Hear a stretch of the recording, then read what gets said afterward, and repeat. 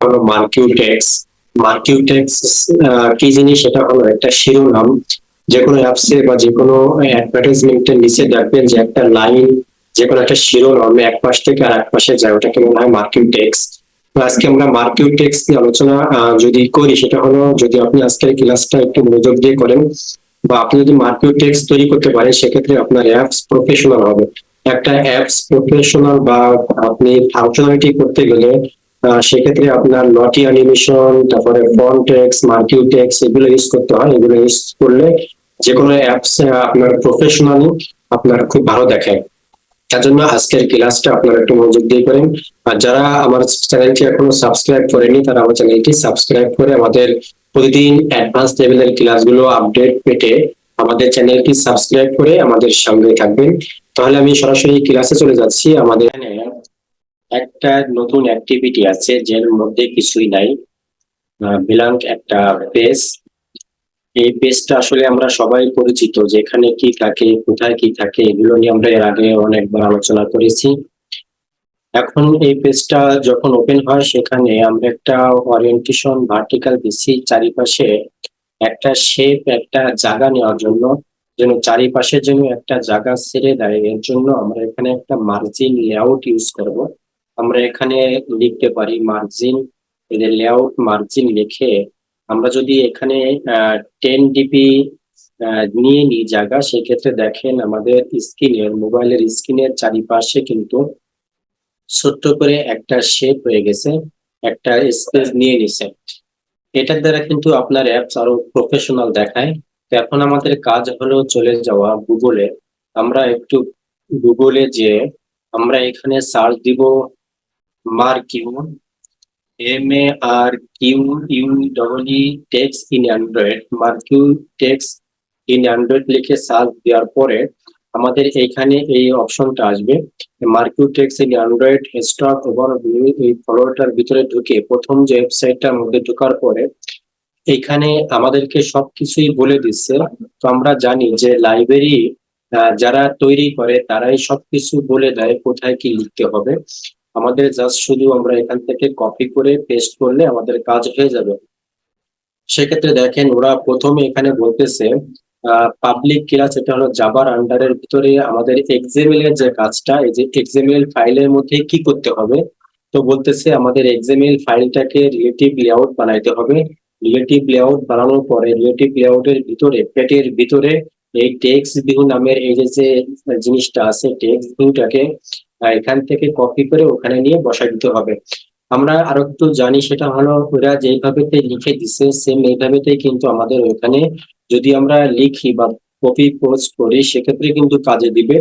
আর যদি আমার মতন করে আমি লিখতে চাই, সেক্ষেত্রে কিন্তু কাজে দিবে না, যেহেতু লাইব্রেরি ওরাই তৈরি করছে, লাইব্রেরি মালিক কিন্তু আমরা না। এর জন্য চলেন আমরা এই সম্পূর্ণ লেখাটাকে আমরা কপি করলাম। কপি করে আমরা চলে যাব আমাদের প্রজেক্টের মধ্যে যাওয়ার পরে আমরা চাইলে এই লিনিয়ার লেআউটটা কেটে দিয়ে আমরা এখানে রিলেটিভ লেআউট আমরা নিতে পারি। কিন্তু রিলেটিভ লেআউট আমি এখন নিব না, যেহেতু আপনাদেরকে রিলেটিভ লেআউটের কাজ এখনো দেখাইনি।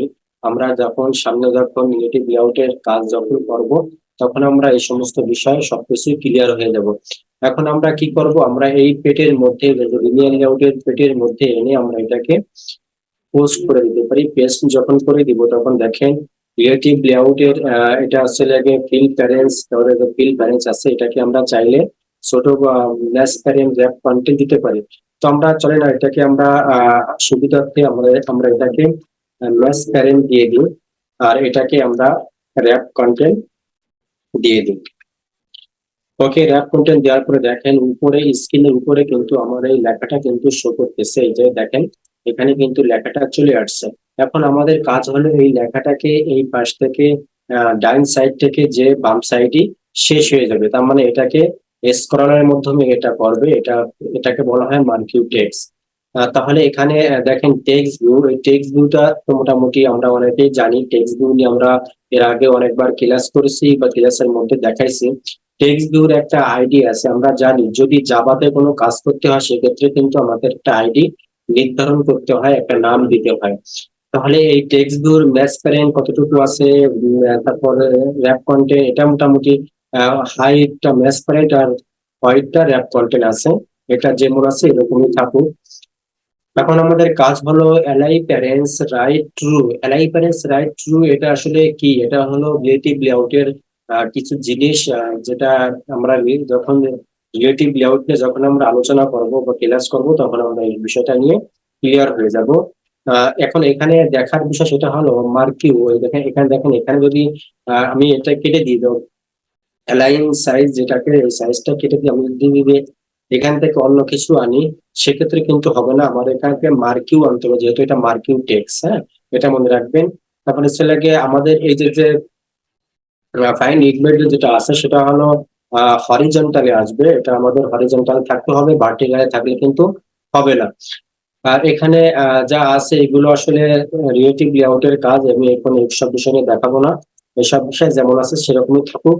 আমি এখানে কিছু এক্সট্রা যোগ করতে পারি, সেটা হলো টেক্সট সাইজটাকে একটু বাড়াইতে পারি, যেহেতু অনেক ছোট হয়ে গেছে। আর পিছনে একটা ব্যাকগ্রাউন্ড কালার ইউজ করতে পারি আমরা। তাহলে আমরা টেক্সট সাইজ হিসেবে আমরা সাইজটাকে একটু বাড়াই নিই। টেক্সট সাইজ এটাকে আমরা 20 টিপে দিই, আমাদের একটু বড় হয়ে গেছে। আমরা এটাকে টেক্সট স্টাইল হিসেবে বোল্ড করতে পারি।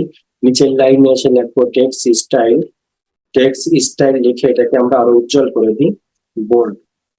বোল্ড হয়ে গেছে। এখন আমরা পিছনে ব্যাকগ্রাউন্ড হিসেবে একটা কালার ইউজ করতে পারি। ব্যাকগ্রাউন্ড হিসেবে আমরা যে কালারটা ইউজ করব, আসলে এই যে কোডগুলো লিখতেছি আমি, background, text colour, text style, এগুলো নিয়ে আসলে তো বলে দেওয়ার কিছু নাই। এটা আপনারা এর আগের ক্লাসগুলো ফলো করেন, এগুলো আপনারা বুঝতে পারবেন। তাহলে ব্যাকগ্রাউন্ড হিসেবে আমি এখান থেকে ব্ল্যাক কালারটা দিয়ে দিই, পুরো ব্যাকগ্রাউন্ড হিসেবে ব্ল্যাক কালার হয়ে গেছে। তাহলে আমাদের যা এক্সামিনের কাজ শেষ। এখন দেখি যে আর কি বলতেছে। এক্সামিনে আর কোনো কাজ নাই। এখন বলতেছে কি জাভার মধ্যে কাজ করতে হবে, কিছু কাজ। জাভার মধ্যে কি কাজ করতে হবে? ওই যে জাভার মধ্যে যে পাবলিক ক্লাসের ভিতরে প্রাইভেট টিভি টেক্স, টিভি এই যে জিনিসটা, এই জিনিসটাকে কপি করে ওখানে বসাইতে বলতেছে। আমি এটাকে কপি করলাম, কপি করে এনে আহ আমি জাভার ভিতরে যে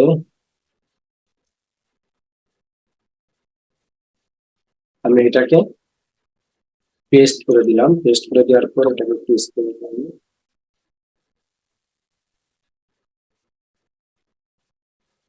অল্টার ইন্টার বাটন প্রেস করবো।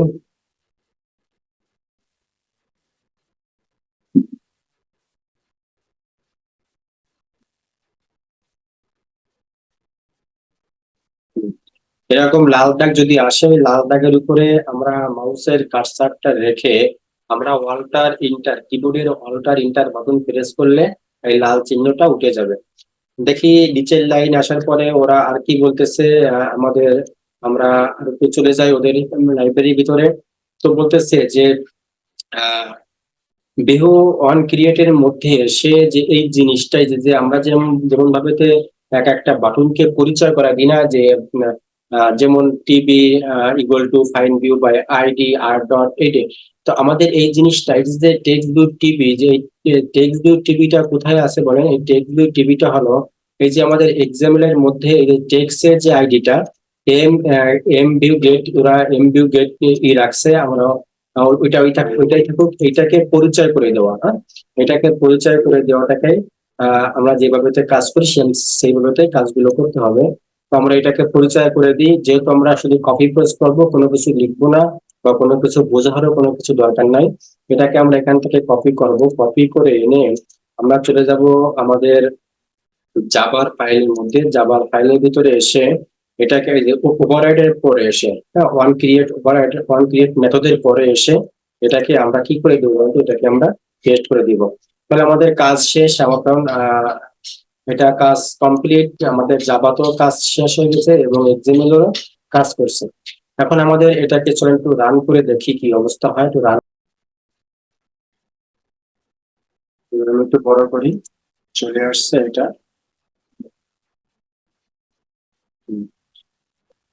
এটাকে বলা হয় মার্কিউ টেক্স। যে যে কোনো শিরোনাম বা যে কোনো অ্যাডভার্টাইজমেন্ট দেখবেন যে বিভিন্ন টেলিভিশন বা বিভিন্ন নিউজের নিচে একটা লাইন থাকে, যে লাইনের ভিতরে কিছু আপডেট বা কিছু শিরোনাম এরকম ভাবে তো চলাফেরা করে। এটাকেই বলা হয় মার্কিউ টেক্স। হ্যাঁ, তাহলে মোটামুটি আমরা এটা এই মার্কিউ টেক্স ইউজ করতে পারি। তো আমাদের যেভাবে আমরা ইউজ করছি সেভাবে আমরা কাজগুলো করব। আমি আরো একটু আপনাদেরকে রিভিউটা দিয়ে দিই যে কোন ভাবে করলাম, আর একটু ক্লিয়ার করে দিই। সেটা হলো, প্রথমে আমরা চলে গেছি আমাদের প্রজেক্টের মধ্যে আসার পরে, তো আমরা এখানে আমাদের প্রজেক্টের ভিতরে কিছুই করি নেই, কোনো কিছুই লিখি নেই। শুধু আমরা যে আমাদের যে মাদারের যে লেআউটটা থাকে, মাদারের লেআউটের ভিতরে আমরা কি করছি বলেন তো? আমরা চলে গেছি হলো ইন্টারনেটে যে মোজিলা ফায়ারফক্স থেকে আমরা সার্চ দিচ্ছি হলো মার্কিউ টেক্স ইন অ্যান্ড্রয়েড লিখে সার্চ দেওয়ার পরে এই পেজটা, প্রথম যে ওয়েবসাইটটা আসছে এই ওয়েবসাইটের ভিতর ঢোকার পরে এখানে ওরা বলতেছে যে এক্সামিনের ফাইলের মধ্যে কি লিখতে হবে। এই যে লেখাটা, এই লেখাটাকে আমরা সম্পূর্ণ কপি করছি। কপি করে এই লেখাটাকে কপি করে এনে আমরা আমাদের এক্সামেল এর উপরে, মানে ভিতরে এই যে পেটের মধ্যে মেইন যে মাদারের যে এক্সামেল থাকে শুরু এবং শেষ, এর মাঝখানে আমরা এটাকে পেস্ট করে দিছি।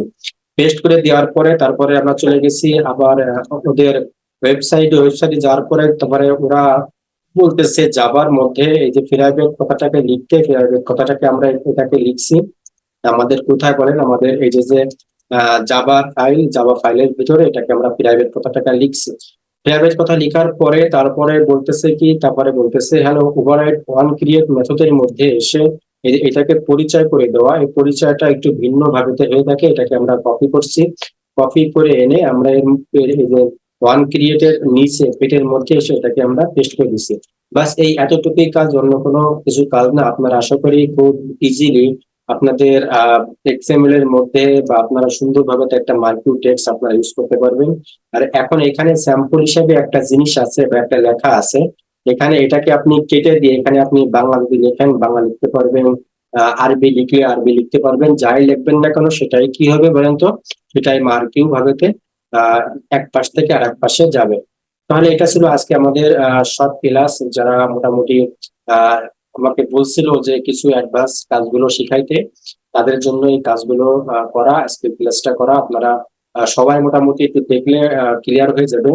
আর যারা আমার চ্যানেলটি এখনো সাবস্ক্রাইব করেনি তারা আমাদের চ্যানেলটি সাবস্ক্রাইব করে আমাদের অ্যাডভান্স লেভেলের কাজগুলো শিখতে নিয়মিত আমাদেরকে ফলো করে রাখুন। ধন্যবাদ সবাইকে। আসসালামু আলাইকুম রহমতুল্লাহি ওয়া বারাকাতুহু।